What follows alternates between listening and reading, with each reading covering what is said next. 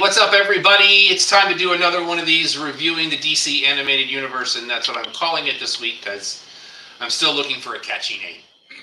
So thank you so much for joining us. As you can see, for the first time here in officially episode 3, but technically episode 5 if you count the prequels, my co-host from the Clubhouse podcast is to my right. He is Alex. I'm surprised you're not trying to get over the Robapalooza of the DC animated universe. That's just a lot of words. So is that. I'll figure out something. This is like the worst version of Wayne's World ever. Pretty much. So for those of you that may be joining us I remember I have to look here and not here. Maybe. Okay. I have to look here and not here because the camera's over here. So for those of you that may be joining us for the first time, in the year of our Lord 2024, I am actually going to attempt to get through every DC animated universe movie. By the end of the year, by the count, it should be 58. There are at least 4 coming out this year. So I'm counting those from the Wikipedia. So let's just dive right in. If you remember last week, or was it a little over a week ago, we talked about Justice League: The New Frontier. And after that comes... Dun, dun, dun, dun, dun, dun, dun, dun, dun. We're going to talk... Oh, that's even the wrong title. I didn't fix that. So ignore that. This is part 3. This is Batman Gotham Knight. Wow, I really should have proofread. That should be the only error in this thing. We make no guarantees. So this runs just like the other 2 in the series. Runs about an hour 15. Released July 8th, 2008, 5 months after Justice League: The New Frontier. So at this point in the DC animated universe, we're running about every 5 to 6 months. Budget, just like the other 2, estimated at $3.5 million. Earns almost $10 million in domestic home sales. Doomsday did reach that $10 million mark. I didn't have sales figures on New Frontier. This one hit at about 9.8. Now, speaking of 8, there are 8 segments to this. Well, actually 7, I think, because one of them has a co-director. Yes. There are 8 different directors on this thing. So we have Shigeru Nishimi, we have Futoshi Higashida, and Higashida maybe? Higashida. These are all in order. We also have Hiroshi Morioka. I apologize. I'm going to screw all these up, I promise. We have Tatsuhiro Aoki and Yoshihiro Hayashi, who did the co-directing in one of the segments. Toshiyuki Kabuka, John Sik Nam, and an uncredited Yoshiaki Kawajiri. And even thusly, I totally screwed that up. It was even illustrated by a different animation house. So in order, we have Studio 4 Degrees. They actually did 2 of them. Production IG, B-Train, Madhouse. They did 2 of them. So we're going to dive right in because there are 6 segments to this. Not 7, there are 6. The first one is called Have I Got a Story for You? It was written by Josh Olson, who you may remember, the writer of A History of Violence. This one, when I originally watched it, I was like, you know what? This reminds me of an episode of Batman the Animated Series. And you'll find out that it actually was here in just a little while. And I'm going to hold on to that a little bit. This is where a bunch of kids get together, and each one of them claims to have seen Batman. But their descriptions of Batman and what Batman does are all a little bit different. One of them resembles Batman from the Red Rain, if you know what I'm talking about, where it's an Elseworld where Batman's a vampire. Another one, he looks like Man-Bat. Mm-hmm. And they all see him differently. See, what I was going to say is the closest thing I had for this one, I loved the interpretation. See, I was trying to get into something more my creative. idiocy is contagious. Yeah. But the interpretations of what each of them saw reminded me more of the original Tim Burton in '89, where you had them going through the police station of having the drawing of a man-sized bat in a pinstripe suit, or other ones saying that he's like a ghost or something, but it was way thinner of a line than what you said. So I'm more than sure that you're closer to the pin. And one of them was very Iron Man-ish at one point. The second one, because each one bleeds into the next one. It's one long story. By the way, this takes place between The Dark Knight, I'm sorry, between Batman Begins and The Dark Knight. So you kind of know where we are at this point. You know, the one you mentioned as Iron Man, I took it as the Dark Knight Returns suit. Give me a minute, I'll tell you where I got that from. Because there's somewhere on that. And for those of you that may not remember, or may not have heard, I have all the physical Blu-rays. Mm-hmm. Alex bought the Batman box set off of iTunes, correct? I want to say it was Apple. Or something of its ilk. Whatever the current version is on the Apple TV. So, for the most part, those that buy it from there don't have the extras. Mm-hmm. That's one of the reasons I like physical media, because I like the commentaries and I like the featurettes and I like to dig into these things. And for each one of these, for those of you joining us for the first time, I do actually fully dissect each and every one of these because I want to know as much as I can to talk to you guys about. Story 2 is called Crossfire. This was written by Greg Rucka. If you don't know who Greg Rucka is, I would really look forward to you reading the novelization of Batman Nightfall. He actually did the novelization. Greg Rucka knows Batman. He's an incredible writer. He's done some of the best Batman stories over probably my lifetime. The funny thing is, you don't need to say anything after the novelization of Nightfall. That's it. You're done. We're there. I want to say he had a hand in No Man's Land.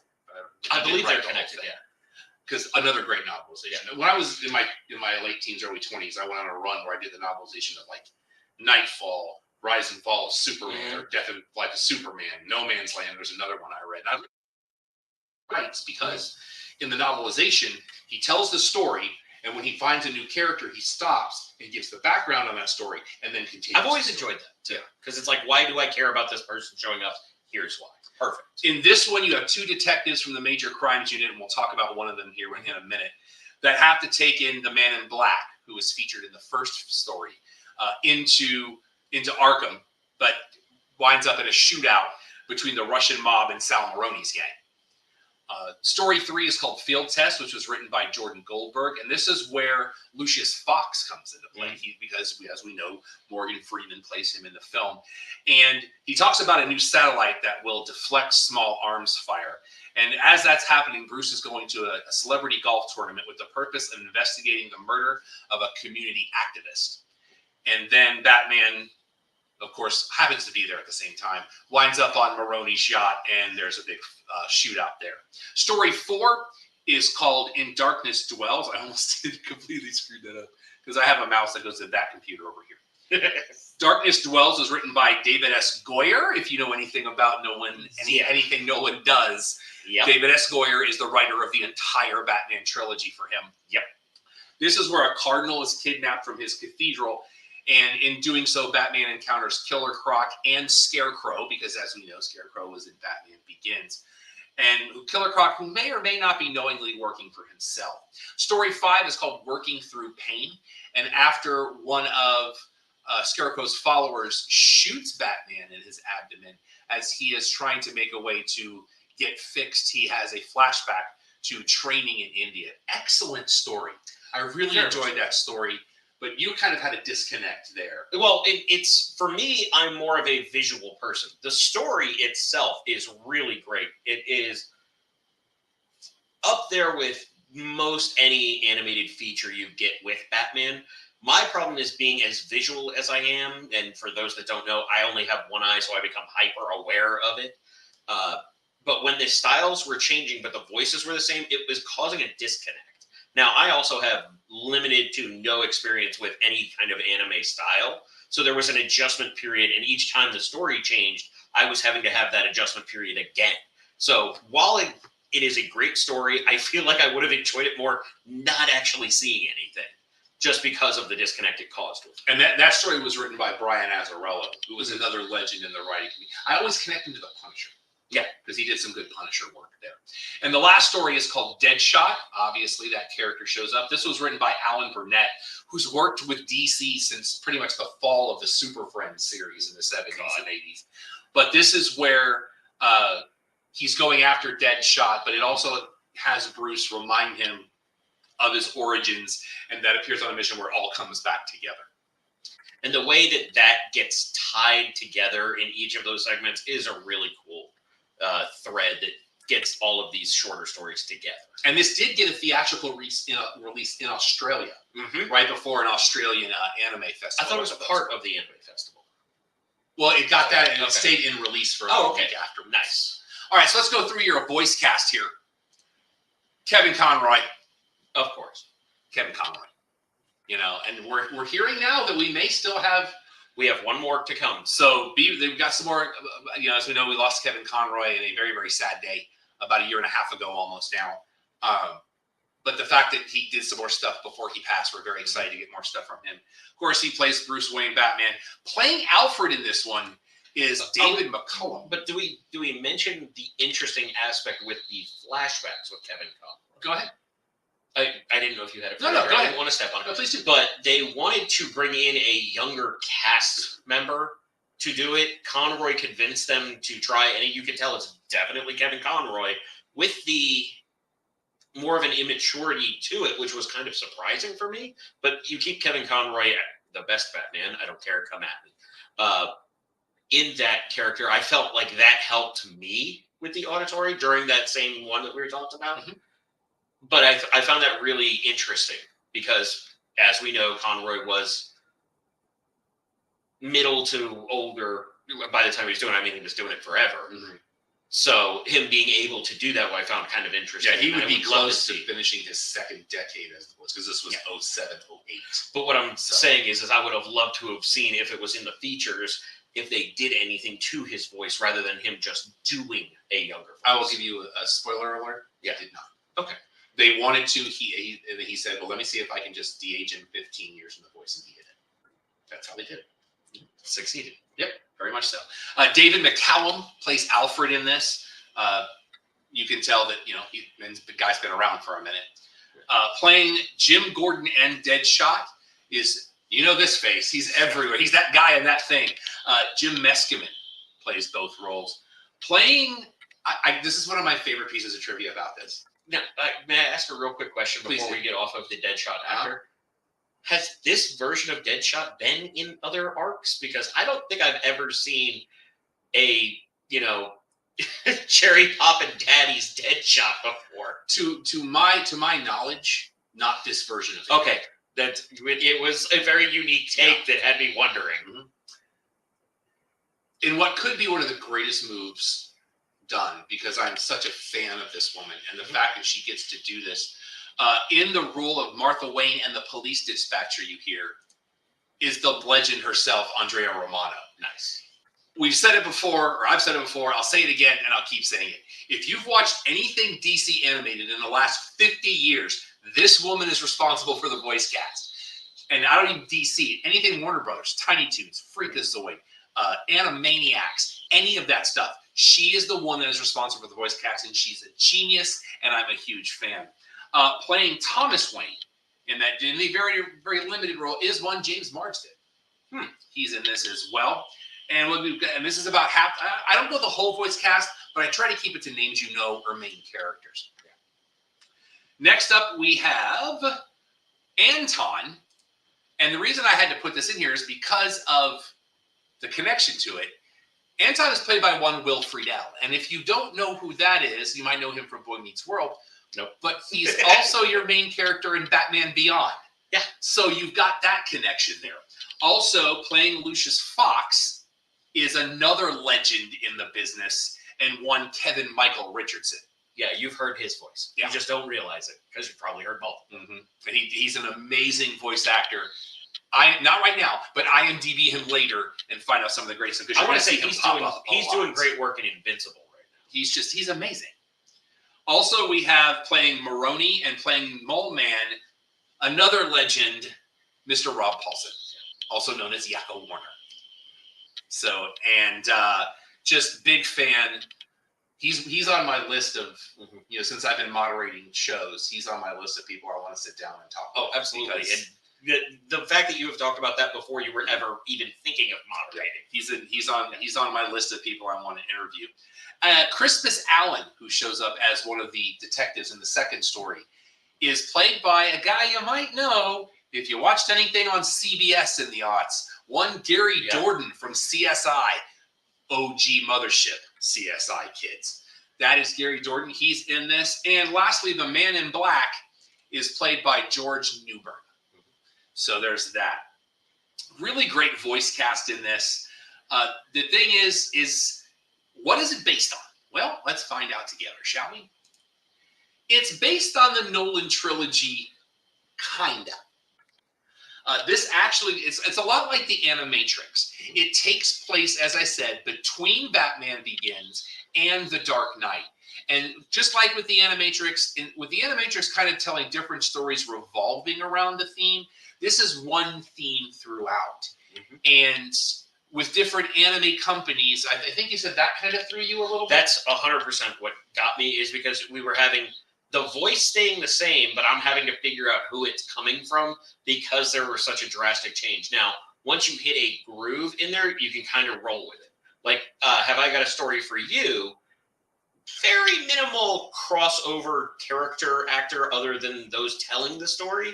So it's easier to follow, but then it switches on you with the animation change, getting settled in, animation change. And then even within another animation change, you have two different levels of it because you're showing the character at different times. And for me, I'm not very deeply steeped in anime, but when I was a kid, I watched a lot of anime. And so for that wasn't as jarring for me because I was watching the different styles of it and seeing how it all works together. So that's where it takes place, not in the continuity of the DCAU. So continuity, as I said last week, guys, I just love this GIF. Nope. This exists outside of the traditional DCAU, but it is still considered part of it because it's released in that 2007 to now time frame. Gotta love multiverses. Yep. And you gotta love Grumpy Cat. Always. Are there special features? You got them on the Blu-ray. First question, do we have a commentary? Yes, we do. There's only one. So unlike New Frontier, where there were two different commentary tracks, and yes, I watched the entire thing 3 times, this only has one commentary track. And it is by Kevin Conroy himself, which is where we're going to talk about that a little bit. Okay. Denny O'Neil, if you know anything about Batman or DC, this is the guy.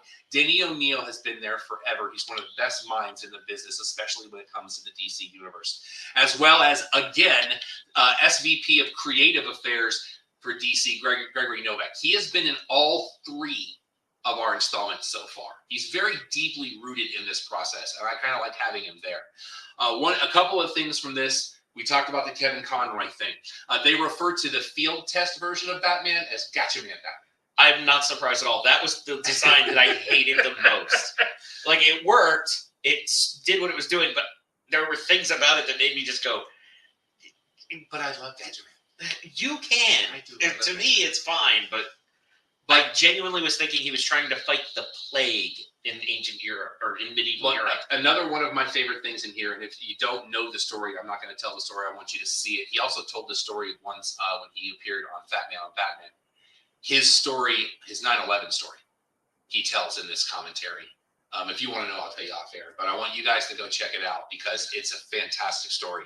It really, if you don't know a lot about Kevin Conroy, you'll learn everything you need to know in that story about how he helped give back after those events and the way it all kind of just happened to be happenstance and him still being Kevin Conroy. And just, it made me sad because he's gone, but it made me happy because I got to hear that story again. So check that out. We have some featurettes on here. Or some the wrong thing again. 2 computers. There are featurettes. Yes, we have them. First up is called A Mirror for the Bat, the Evil Denzians of Gotham City. This runs about 35 minutes. I'm sorry, the Denzians? That's what it says. Denizens. Denizens. Oh, I have it wrong over here. No, you have it right. Over here. Oh, there. That word gets me. That's one of the words. It is denizens. It is a tripwire for you. It is. Yeah. It runs about 35 minutes. It definitely was filmed for DVD, and you can tell it doesn't have the 1080p look to it. It's the first time Paul Dini has been featured in one of these featurettes. It's been Bruce Timm all along. Right. Now we get Paul Dini because this is about telling the stories of the bad people. Greg Rucka, Azzarello's in this. Olsen's in this. Dan Didio, who's in all of this because he basically ran DC at that point. Mhm. Denny O'Neil, Novak, Paul Levitz, historian Andy Mangels, and producer Michael Uslan, who also produced the Dark Knight trilogy. Well, hasn't Uslan produced all of them? Like, isn't he one of the names that is on every Batman movie? It wouldn't shock me. I believe he is. We'll have to look into that. We also have a what do you call it? A documentary on here called Batman and Me: A Devotion of Destiny, the Bob Kane story. It's based on his biography, which he claims is an autobiography, but it was actually written by Thomas Andrade, whose name's kind of in small print on the book. It runs just under 40 minutes. This is also the first time Mark Hamill has been included in an extra in our series so far. And he has some great stories to tell about Bob Kane and some interesting people in this. His widow, Elizabeth, is in there. She tells some great stories. Stan Lee. Oh, wow. Because he and Bob Kane would go out to dinner a lot.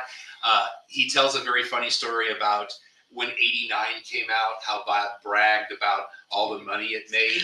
And Stan said, one of the biggest regrets I have in this life is he passed away before Spider-Man came out in 2002 so they could brag to each other.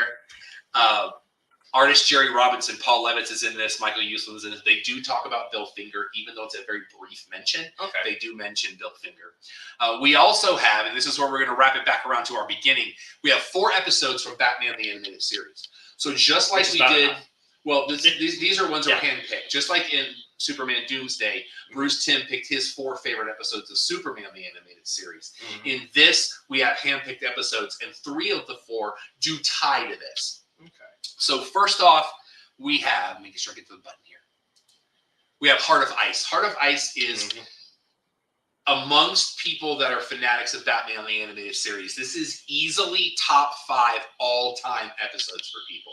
This is the origin of Mr. Freeze. That's what I was going to say. It was, and it's a fantastic episode. 3 of the 4 of these episodes happen in season 1. So, which I thought was very interesting. Well, have you noticed the episode count in season 1 as well? Still. I'm not sure. I mean, besides the fact that this is a great episode, there's no real tie-in to the feature. You know, I almost wonder if it's trying to be representative, and maybe they didn't say anything with it, almost representative of things like Mr. Freeze coming into who he is because of the state of Gotham at that time, which they're lining up with these stories. Just further made me wish it would have been Patrick Stewart in the movie. Next up, we have I Am the Night, which is another, it's kind of what Working Through Pain is based on. Same basic premise. Then we have the one I mentioned earlier that mirrors the opening with I Got a Story to Tell You. Legends of the Dark Knight is one of my favorite episodes of the entire Batman series. Because it's a group of kids. They're not skateboarders at a skate park. But they're just sitting around talking about each one of them encountering Batman. And two of the reasons I love this episode. Number one, it's named after probably one of my favorite Batman comic series of all time. With Legends of the Dark Knight and Tales of the Dark Knight, we go back and forth. You would have every arc was at least 3 to 5 issues. Gorgeous artwork on every cover. But another reason I love this is one of the stories that the kid tells and how they pulled this off without, unless he did it, nobody told me. One of the stories, it looks exactly like The Dark Knight Returns. Oh, wow. It's amazing. That if you're going to check out one episode after this, check out Heart of Ice. And then check out the Legends. Do too. Well, but the other interesting thing with this is there's a lot of shows or movies that have done something like it. Of this was their experience, their story of it. I mean, we've even had Rick and Morty do that a few seasons ago, where they had the story lord on the train and went through the what do you have as Rick Sanchez's story, and it's just completely ridiculous, but it always works. Everywhere I've ever seen it used, it works. And lastly, we actually have an episode from the new Batman Adventures where they had Batgirl involved. And it's called Over the Edge. This is a Scarecrow episodes, but it's one of the very few times that the entire Bat family was in one episode. Okay. I almost stole one of your bits right there. I came this close to it. I was like, over the top. Is this the Stallone episode? Over the Edge. Not Over the Hedge, which was an animated film. I forgot about that one. But there's that. Do we have trailers? There is a sneak peek of what's coming next, but we'll get there when we get there. Trailers. Nope, I disagree. There are actually two, kind of, sort of. So this, I think they redid this for the box set because this came out in 2008. Yeah. But the first the first trailer on there is for Injustice 2. Which looks incredible. Looks awesome. And then the other trailer is for Justice League. So I feel like they redid the trailers for the box set on it. There's a possibility on that. Because Absolutely. Justice League was what, 2016? I thought. Because you gotta remember, we're still not even to. I thought it was in like the Returns 2012, 2013. Like we weren't even to Dark Knight Returns yet. Yeah. When this was originally released. I am looking into that right now. Just to put a bow on it. All right. So right now I'm gonna rank it. We've only done 3 so far. Justice League was 2017. I was close. Yeah. Well, it was infinitely off. Not because of my bias. Mm-hmm. But this is the best of the 3 so far. New Frontier is good. New Frontier, the source material for me was better. Okay. By a country mile. Because as the commentary states of what stayed and what they had to take out and what they had to infer and what they didn't, I just wish they could have broke. But this was so early in DCAU, they weren't really ready to rock the boat and say, hey, let's do this in 2 to 3 movies. Much like Superman Doomsday was the same way, but we would go back later. Yeah. And do more of that, and we'll get to that when we get there. Yeah. Like one of the things I said to you is, for me, if this was broken down into separate entities with the stories that had been fully fleshed out, I probably would have enjoyed it a lot more because I wouldn't have had that disconnect. Totally. But like I said before, stories phenomenal. Only thing that gets me is the art change. And if you like anime and you can follow way better than this moron, you're good. All right, so what's next? Now, I've been out of town all week, so I don't like to watch the next movie until we do this because I have a document that I like to go by, and I don't want to create multiple documents. Tabula rasa. What he said. So what'll be next? Hopefully, I'll be recording this next weekend. Maybe I'll have a guest. Maybe I won't. You don't know. But if you'll remember, when we did Superman Doomsday, I said it was included in a box set, and they had put a featurette on there that I wasn't going to talk about because it was going to come later. It is time for that because next week we go to one of the 3 directors from Superman Doomsday as we present to you the first of the currently 2 Wonder Woman animated features that are out there. Bloodline will come later. I think it's Bloodlines. Comes much, much later. This is the first one. Kerry Russell's in this. Nathan Fillion's in this. I believe Miguel Ferrer is in this. I'm very much looking forward to watching this. I have the commemorative edition. So again, much like New Frontier, it's going to have some different features than the original version that you see on the screen. So be prepared for that. Hoping to do it maybe next weekend, might be later. Bloodlines, you are correct. I corrected myself. So looking forward to working on that next week. Have no issue if you want to share these videos with people, bring people to the channel. What do the kids say? Mash that like and subscribe, whatever the heck the kids do these days. Also, make sure you follow me on all your social medias. Everything is Yes That Rob Urban. That is spelled ERVIN. Vexploit on all social media. If you want to help out with any of the shows that we do, please go to prowrestlingtees.com/thecheappopcast. Plenty of shirts, plenty of different designs. If you happen to be artistically inclined, you can reach out to me with ideas, or even if you have some sketches that you might want to see on it. Let's go back to the single shot, shall we? Let's do that. Booyah! And plus, if you like this little banter, join us on Thursdays at 8 o'clock Eastern for the Clubhouse Podcast and the Cheap Podcast, now combined into one show for one low time frame. Along with our fact checker, Don Ford, we are your one-stop shop for all things sports, entertainment, pop culture, and pro wrestling. And trust me, there is plenty going on all 4 fronts. So whether we see you next Thursday at 8 Eastern or the next time we do one of these, you take care of yourself, you take care of each other. Be the light, fight the darkness. And if nobody told you they love you today, know that I do. I gotta click the button. Good.